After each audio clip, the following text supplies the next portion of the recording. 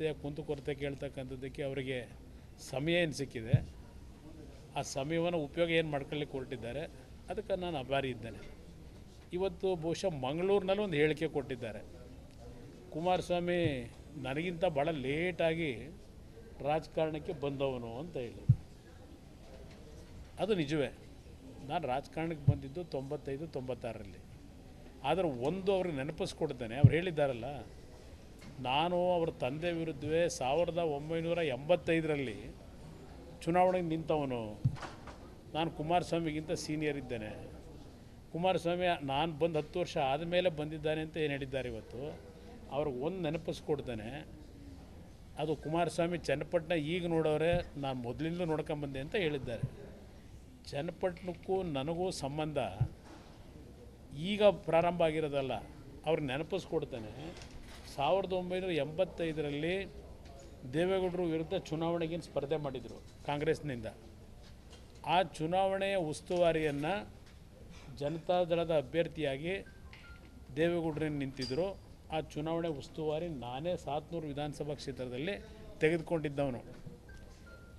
1985ರಲ್ಲೇ ಹಳ್ಳಿಗಳಿಗೆ ನಮ್ಮ ಪಕ್ಷದ ಕಾರ್ಯಕರ್ತರುಗಳು ಯಾವೊಂದು ಹೋರಾಟ ಮಾಡ್ಕೊಂಬಂದರು, ಅವರ ಜೊತೆಗೂಡಿ 85ರಲ್ಲಿ ನಾನು 700 ಪ್ರತಿ ಹಳ್ಳಿಗಳ ಪರಿಚಯ ಮಾಡ್ಕೊಂಡಿರೋನು.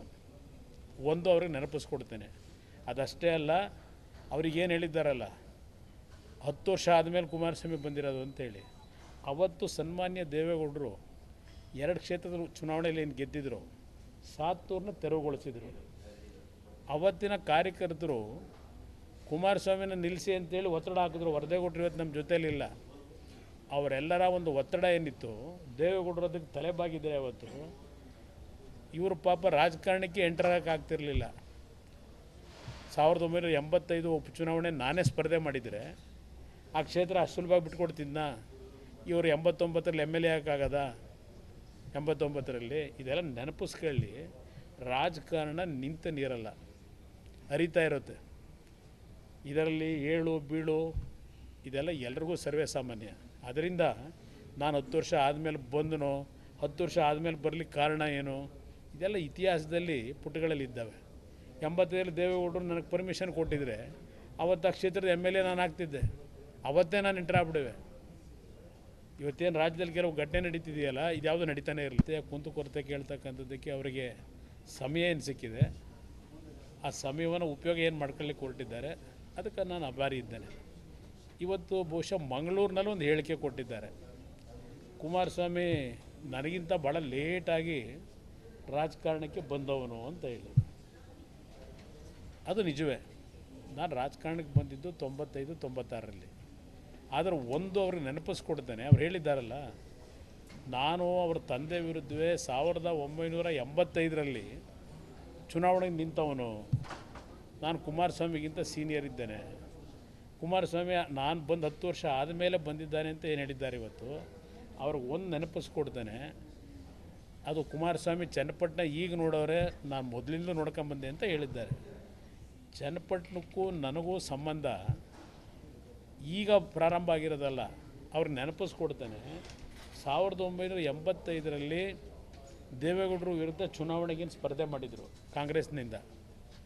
ಆ ಚುನಾವಣೆಯ ಉಸ್ತುವಾರಿಯನ್ನು ಜನತಾದಳದ ಅಭ್ಯರ್ಥಿಯಾಗಿ ದೇವೇಗೌಡರನ್ನು ನಿಂತಿದ್ದರು. ಆ ಚುನಾವಣೆ ಉಸ್ತುವಾರಿ ನಾನೇ 700 ವಿಧಾನಸಭಾ ಕ್ಷೇತ್ರದಲ್ಲಿ ತೆಗೆದುಕೊಂಡಿದ್ದವನು. 1985ರಲ್ಲೇ ಹಳ್ಳಿಗಳಿಗೆ ನಮ್ಮ ಪಕ್ಷದ ಕಾರ್ಯಕರ್ತರುಗಳು ಯಾವೊಂದು ಹೋರಾಟ ಮಾಡ್ಕೊಂಬಂದರು, ಅವರ ಜೊತೆಗೂಡಿ 85ರಲ್ಲಿ ನಾನು 700 ಪ್ರತಿ ಹಳ್ಳಿಗಳ ಪರಿಚಯ ಮಾಡ್ಕೊಂಡಿರೋನು. ಒಂದು ಅವ್ರಿಗೆ ನೆನಪಿಸ್ಕೊಡ್ತೇನೆ. ಅದಷ್ಟೇ ಅಲ್ಲ, ಅವ್ರಿಗೇನು ಹೇಳಿದ್ದಾರಲ್ಲ, 10 ವರ್ಷ ಆದಮೇಲೆ ಕುಮಾರಸ್ವಾಮಿ ಬಂದಿರೋದು ಅಂತೇಳಿ. ಅವತ್ತು ಸನ್ಮಾನ್ಯ ದೇವೇಗೌಡರು 2 ಕ್ಷೇತ್ರದ ಚುನಾವಣೆಯಲ್ಲಿ ಏನು ಗೆದ್ದಿದ್ರು, 700 ತೆರವುಗೊಳಿಸಿದರು. ಅವತ್ತಿನ ಕಾರ್ಯಕರ್ತರು ಕುಮಾರಸ್ವಾಮಿನ ನಿಲ್ಲಿಸಿ ಅಂತೇಳಿ ಒತ್ತಡ ಹಾಕಿದ್ರು. ವರದೇಗೌಡರು ಇವತ್ತು ನಮ್ಮ ಜೊತೆಯಲ್ಲಿಲ್ಲ. ಅವರೆಲ್ಲರ ಒಂದು ಒತ್ತಡ ಏನಿತ್ತು, ದೇವೇಗೌಡರು ಅದಕ್ಕೆ ತಲೆಬಾಗಿದ್ದಾರೆ. ಅವತ್ತು ಇವರು ಪಾಪ ರಾಜಕಾರಣಕ್ಕೆ ಎಂಟರಾಗಕ್ಕಾಗ್ತಿರಲಿಲ್ಲ. 1985 ಉಪಚುನಾವಣೆ ನಾನೇ ಸ್ಪರ್ಧೆ ಮಾಡಿದರೆ ಆ ಕ್ಷೇತ್ರ ಅಷ್ಟು ಸುಲಭವಾಗಿ ಬಿಟ್ಕೊಡ್ತಿದ್ನ. ಇವರು 89ರಲ್ಲಿ MLA ಆಗೋಕ್ಕಾಗದ, 89ರಲ್ಲಿ ಇದೆಲ್ಲ ನೆನಪಿಸ್ಕೊಳ್ಳಿ. ರಾಜಕಾರಣ ನಿಂತ ನೀರಲ್ಲ, ಹರಿತಾ ಇರುತ್ತೆ. ಇದರಲ್ಲಿ ಏಳು ಬೀಳು ಇದೆಲ್ಲ ಎಲ್ರಿಗೂ ಸರ್ವೇ ಸಾಮಾನ್ಯ. ಅದರಿಂದ ನಾನು 10 ವರ್ಷ ಆದಮೇಲೆ ಬಂದನೋ, 10 ವರ್ಷ ಆದಮೇಲೆ ಬರಲಿಕ್ಕೆ ಕಾರಣ ಏನು, ಇದೆಲ್ಲ ಇತಿಹಾಸದಲ್ಲಿ ಪುಟಗಳಲ್ಲಿ ಇದ್ದಾವೆ. 80ರಲ್ಲಿ ದೇವೇಗೌಡರು ನನಗೆ ಪರ್ಮಿಷನ್ ಕೊಟ್ಟಿದ್ರೆ ಅವತ್ತು ಆ ಕ್ಷೇತ್ರದ MLA ನಾನು ಆಗ್ತಿದ್ದೆ. ಅವತ್ತೇ ನಾನು ಎಂಟ್ರ್ ಆಗ್ಬಿಡುವೆ. ಇವತ್ತೇನು ರಾಜ್ಯದಲ್ಲಿ ಕೆಲವು ಘಟನೆ ನಡೀತಿದೆಯಲ್ಲ, ಇದ್ಯಾವುದೂ ನಡೀತಾನೆ ಇರಲಿಲ್ಲ.